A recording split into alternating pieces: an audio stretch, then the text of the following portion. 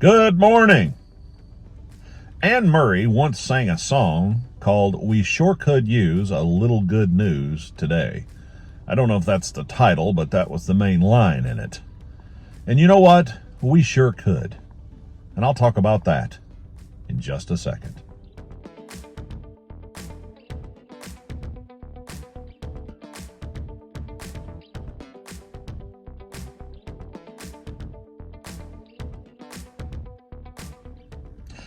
You know, everywhere you turn these days, it seems that there's a headline in the news or on the newspaper, or you hear about something terrible. There's a war. People were killed. There's a bombing. There was a shooting. There was a school shooting. There was a kidnapping. There was a problem with the stock market, and the stocks plummeted. Everywhere you turn, every time you turn the news on, you hear bad news. Now, I realize that reporting the news is something that these institutions do, and they're going to tell us about the most troubling or the most rate-getting events. They're going to want you to watch more to learn more about it. And I think sometimes it's exploitative, and they exaggerate things to a level that it might not be quite as bad as they let on, or they play it up or blow it out of proportion. Now, understand, I realize there's a lot of bad news, and I'm not trying to say that there isn't. But what I am trying to say is that sometimes it can get rather addictive, and we sit and we watch it, and we become glummer and more depressed and more worried and more stressed out and more anxiety-filled with each passing moment. It's come to the point in my life where I just pretty much don't watch the news anymore. That doesn't mean I'm uninformed. I read headlines, and I try to pay attention to breaking stories, but I don't just sit and watch more than maybe 30 minutes of news, because I just can't stand it. So many things, so much negativity in the world. And you know what, though?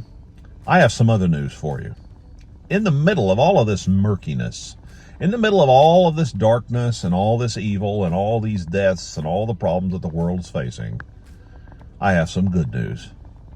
It's called the gospel. Gospel means good news.